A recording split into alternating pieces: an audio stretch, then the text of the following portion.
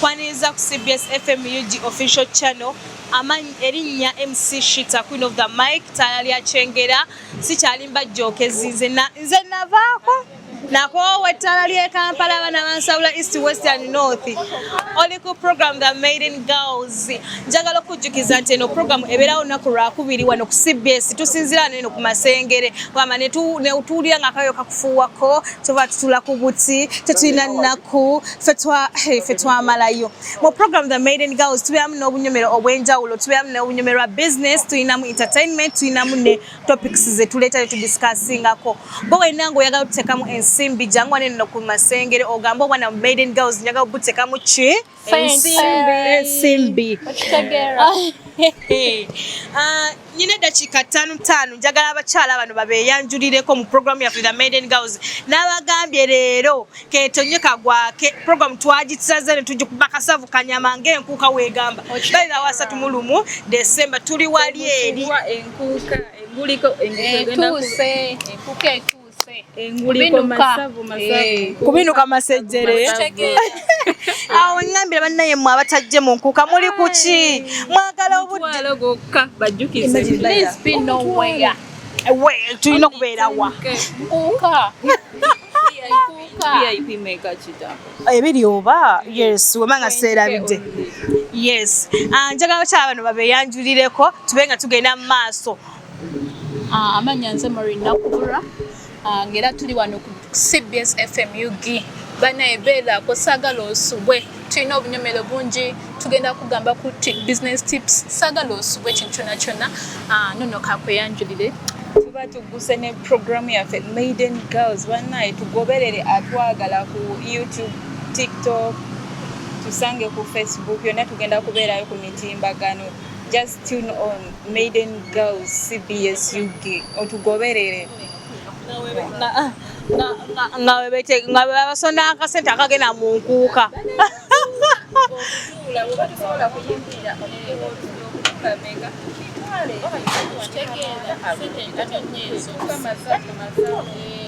njagala tugende ku mulamwa gwaffe ogw'olunaku olwaleero mu program yaffe the Maiden Girls bannange tuli mu December right kwegaba December ebeeramu biki binyuma byokka mulimu n'olunaku olukulu basically topic yaffe nyayo tukitambulize nnyo ku Christmas edde nnyo twali nga Christmas enatera otuuka bwe twali eyo waffe eyo mbukoma nsimbi mbuyoga egyo basinga okulima emmwanyi mpulira banaye nga tutekekera Christmas mukwano nga tetwebaka mbuto bwaffe twalina ebintu bye twakolanga kugamba nga kiraga Christmas etuuse momo nja tutandikirawo bintu ki bye mwakolanga mbuto nga wetekekera Christmas ng'ogamba Christmas biki bye wakolanga ku Christmas oba nga olunaku lwa Christmas lwanca ne muga tubikoze biki bye mwakolanga wammwe gye mwabeeranga kati wiki yasookanga wiki esooka Christmas eryokeddeko nga tubuna ekyalo kyonna nga tunoonya bu Christmas tree obukomera katufe nga bwe tumanyi nga Christmas tree nga tubunoonya buli wabuno buli omu oleeta akasingayo obunene obulinakyo buno babuyita busedero kati nga buli omu aleetayo akasinga obunene n'okaleeta ne balondako ne bagamba kani akasinza obunene twabeeranga bangi kubanga nze nakulira wajjajja wange kati nga mwana watu fe twasula awo kyengera wakimese tugambagamba litali akyengera fe twasulanga tutunula nga tusinga tugira nga tutimba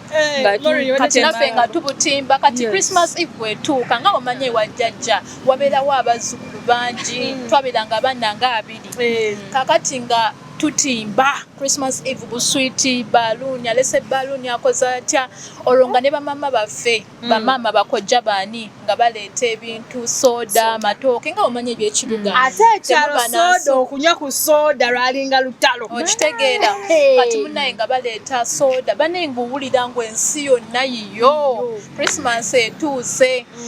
kakati nga baleeta soda migaati ate munaye obeera family nene n'omugaati mulaba nga kyamagero banaye kibeera kyamagero naye nze kye neesunganga Christmas neesunganga nnyo before Christmas, that is Christmas Eve. Ng'osula otunula olwo no babasize mukage omutwe. Ng'obeera toyagala bwonooneke. Mwana wattunga olina okusula ng'otunula kubanga toyagala kwonooneke. Kati olusinga bakulekeddeyo n'akaboye. Obeera okegezaamu. Ate nno ng'olowooza ku church. Wagenda okwefuga church yo n'otuukayo nga ne banno munnaye ate nno ffe olaba ffe we bataakuguliranga lugoye nga tojja kutegeera nti Christmas yabaddewo nga tteeka baba balina okugulira olugoye we batalukugulira eyo tebeera Christmas. Yes. Bannaye Christmas tuginyumyako bingi ate olaba ffe edda ng'oggyeko ennaku zino edda wabeerangawo that Christmas carols, Christmas cantata mu churches ezisinga mu bakatuliki kuba nze mbadde nga mukatuliki nga sinaba kulokoka nga mubeera mulina okwetegeka ne mukola practice za Christmas carols ne muzina ne mukolamu nga gundi ya story ya Baby Jesus. Baby Jesus? Yes. Baby Jesus, I love you. Mwayimbanga bakola stories. Just story ya Bethlehem nga mujja kolera ddala ekintu ng'ekyo wekiteekeddwa okubeera Christmas yandibadde etya. Yes. Kati ngamba mulina okikola before nga Christmas carols zibeerawo before that. Yes, that day. Mbadde waneno ng'atunye omugaga sente nga tunakujja ku set. Omugaga sente aŋŋambe ng'awo Christmas nate otuuka abamu babaguliranga engatto ng'oli asula ajambadde mu kigere. Osika kuba ayinza okkeera ng'engatto ebagibbye. Mwana tosala kwebaka osula ogitunulako ogira n'ovaayo mu kitanda olingizeeko olabe otunule kagoye kali bulungi emmese teyakalumye tena banange namwesunga okugenda okubeera ne maama kati momo waliwo waneno bazadde bamwe timwabeeranga nabo nga mwesunga okuba nga bajja nga bajja naye olumu kale kati nga omanyi nti we bakuleetewa jjajja bo babeera balina ate obuvunaanyizibwa maka gaabwe baba bafumbo kati baleeta bulesi bibayambako ne baddayo. Twagiranga okusinga bazzukulu ne jjajja nga munyumirwa jjajja mumuleekaanira kyekyo temwakumako ku bipiira ku Christmas oba mwali birindanga lusooka olina birinda lusooka n'akakomera mukalekayo ne kakala nga kalinza olusooka kabeerayo paka nga lumu nga 31. Since that I'm a Muslim, I remember nti twagenda omuntu omu mu family yaffe yatali nga musiraamu kubanga families bwezityo wezibeera tubeeramu abasiraamu ne abatali basiraamu nga omanyi kye tukola abatali nga basiraamu oba basenga oba bajjajja oba bamaama nga babayita mujje munyumirwe naffe ku Christmas ng'omanyi kye bakola walingawo oba obusolo bwe baalundanga ffe abasiraamu tetubulya nga omanyi kye babukola era babusibeeyo embabe eyo mu lusuku eyo nga babudduza bubeere eyo wali twajjanga nno ffe babusalanga 23rd. Yes, namuwulira balita evvumbe bali balina okukyuma ekyalo kyonna kiba kirina okukuutikirwa evvumbe buli omu n'ategeera abasiraamu twalinanga kwambala masiki aba zaite ziringawo ebiseera bana yo Christmas bingi naye ate munaye Christmas y'ennaku zino tekyalinga yadda tezikyanyuma simanyi ebintu byakyuka twakula obuvunaanyizibwa bungi tuyinonoonya ssente emmere tekyawooma emmere tekyagenda nakugenda omwafumbanga omuceere emmere ya Christmas mumaze ogirya nga muddawa osooka n'obukabuukamu emmere n'ekkanofuna agatambula olagawo olwo ekyengera awo walingawo kilabu nga bagiyita kanaani nga balaga ebinigeria njukira munange ebiseera byaffe nga tukyali bato si gwe guno ng'omulembe nti buli omu aba ne tv munaye nga muginoonyeza wa neighbor kati engeri ba neighbor nabo gye babeera nga bakuŋŋaanye bangi ku Christmas olwo mugenda asasula ebitaano mulabe firimu mu kanaani ekyengera woba oyagala part 1 ne part 2 nga olukumi lwo lukoze eki lugenze okusinga bye twakolanga kubanga twali baana bato tojja kgenda cakala ebivulu byalinga by'abantu bakulu kati awo njagala tuteeke eri Viki temwagendanga ku mipiira wamwe tewabeerangayo mipiira gye mwagendanga ne mulaba mwali baana ba kibuga era nga after like we muva ku church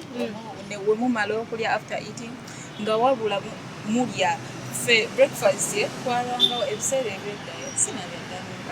ebiseera ebedda nti amata twaganywanga ne ku Christmas Christmas mama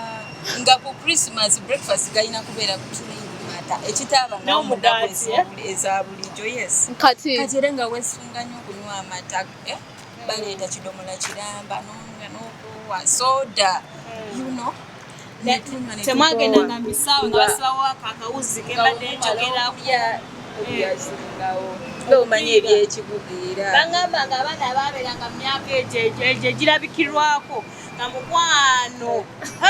beesala obugoye bagenda ku kisaawe no bagenda kusaawe kukola ki bugoye ki bannaye bukombi ne bw'oyogerako obwo bwe bayambalanga naye nga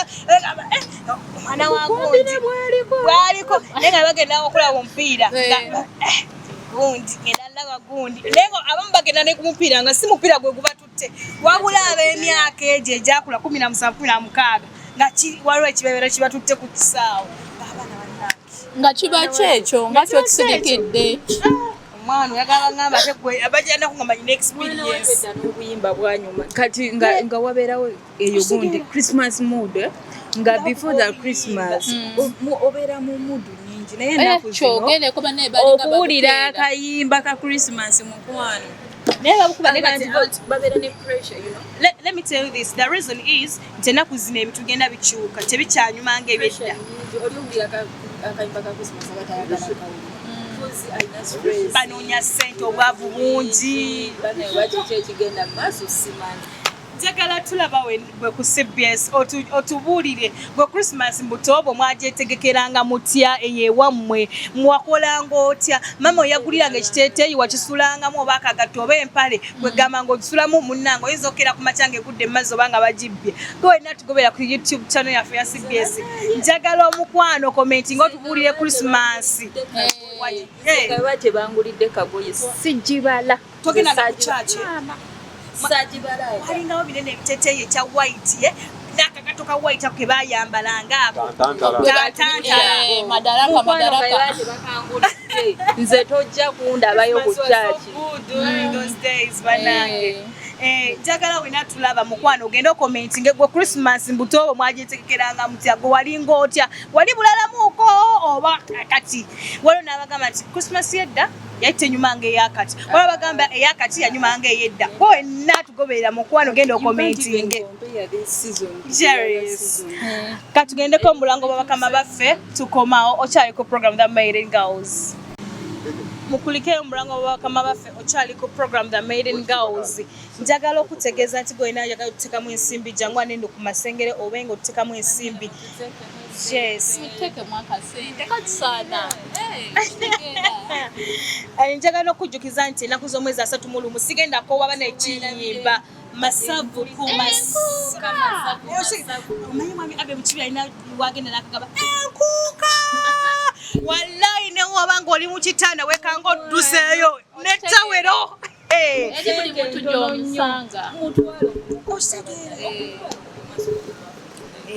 waliwo n'abaŋŋambe batandise dda n'okugula engoye ezigenda mu nkuuka abewaffe ye Masaka mu kibinga abasinga olima emmwanyi yes bagenda kulinnya na kiro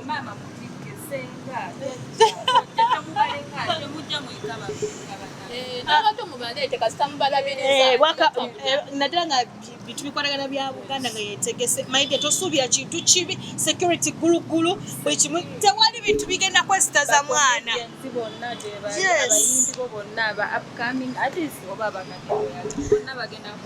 njagala omanyi twakyusizaamuuko njagala tusigeze eddakiika nga 10 njagala tuzikozese twakyusizaamu nti business tips oba nga tugenda jogerako otubeera ne guest ajja after nga tumaze discussinga naye olunaku olwayo twakikozewo nti tubeere naye atunyumize Christmas yagiselebratinga atya munnange era atuwadde endowooza ye munnange bakuyanga bu Christmas buno obukomera ne bawutimbatimba nyabo njagala otubuulire business tips ziki z'osindikira naddala abo abavuuka omanyi abavuuka enakusobeera kati baagala kukola njagala oba kugumule amanya era nze Maureen nakubulwa nga bwe nayogedde mu kusooka nkola kekisi ez'emikolo era nga njagala gamba omulabi waffe atulaba kati ku CBS FM UG nti nno okutandika business tekyetagisa kintu kingi tekyetagisa kintu kinene nnyo oba ssente nnyingi nnyo kyolina oconsidering okusooka bwongo you have to work smart n'okozesa obwongo bwo n'ogamba skills kize nnina oba talent ki gye nnina nsobola nti ogikozesa ofuna ssente. For instance nze nali nayiga okola keeki naye ate keeki zeetaaga kapito mungi meaning waliyo n'omuntu alinga nga nze eyo ng'ate otandika kubanga kyetaaga kapito naye tandika nekyoyina kati okusinga ndi kurifaringa nnyo ku keeki kubanga ze nkola osogamba muno kati ngenda kola bizinesi ya keeki naye oven ya bei kanguleyo ki dongolo nkolere ewaka ntandikire ewaka ntambuze mu bantu abantu abo be bagenda okukola kyokufunira abantu abalala kati waliyo nagamba nze sagala bya keeki ate siina ssente genda mu kibuga oyiribe bannanga abayiribi abaana bagenda mu kibuga kangeze kubanga mu kibuga sinti byajja abeera amanye ebigenda maaso oli asobola okujja kimanyi naye wali okikozeko kitano ogenda n'obuuza munaye keesi bazitundawa omwana n'agamba keesi beeraawo nkuleetere oba sasulako oba beeraawo gwe tovaawo dakiika egyo oluusi no n'amalayo na 5 oluusi tebamuwa naye gwe omugamba dakiika emu ngenze mu sitowa gireeta omwana n'asaba kati eyinza oba ya mitwalo nga 10 gwe n'omugamba ya 15 ez'etaano nga ziyingidde so sente ezo buli wozitereka naawe osobola otandika edduuka eriri erya keesi oba eri ekintu kyonna kye babeera babuuzizza abaana bayiriba mu kibuga ne bakola sente. So with business just work smart. Kyenyinza okugamba tujja kwongerako neyanzanya akakisa kaneno. Webale nnyo webalire ddala Maureen banaye business buki bwongo njagala twogere ku kintu ekitrendinga ku TikTok tumalirize programu yaffe Celebrity TikTok next time kubanga ndaba obudde bututwala si bulungi script kino gigoberera nga amateeka gegalagirwa njagala tutunire kintu kyekitrending ennyo ku TikTok ennaku zino kyekigenze mu maaso mweno week ndabye nnyo gundi kusagala kamiliyoni ebyo bambi yeetaaga essala zaffe olaba kimuli Kamiti obadde olaba nga twamukyalidde watakwalaba abantu bamukyalira alibbayo balisa muliise bininga embeera babeerazingi kubanga omutwe balusa omutwe balukira obuliisa kitegeeza embeera temanya aba talina maanyi sabira afuna amaanyi naye nga twalabye abantu bangi waliwo oyo mukyala Juliet Zawedde yansi n'amukyalira naye banenjagala okwowola banenjagala kuba omulanga eri abantu kulekerawo tubika nga tukyali balamu omuntu n'obika munno really ng'ate akyali mulamu tannaba kufa bamubakuba n'ebisiraani tebeeza nga kuba omuzadde nga batuse kubika omwana nga alidwaliro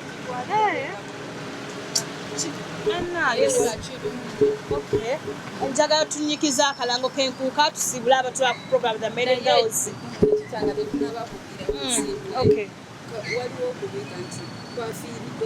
Bannange twafiiriddwa Mese Bonte comedian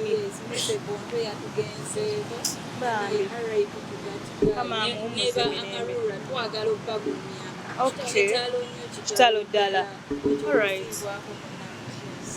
Okay. Nga 3 mu December tuli wali eri mu nkuuka masavu ku masavu. Yes, twogerera mwami architects mulabe nako ali waneno kwa ali waneno yetale nkuuka efuse nkuuka. Bannange waliwo kasita ke twazinanga nkuuka kama ne muzijukiza. Nagendako mu nkuuka eyo bannaye. Jukira mba muketalo. Kati omuyimbi wo wajja bannaye. Obwana n'okulinya abantu ku mutwe naye omuntu abeera eri bane tujjumbe ate leero waliwo okutuula bulijjo tetutuula naye leero ekintu bakijanjawazizza balina engeri gye masavu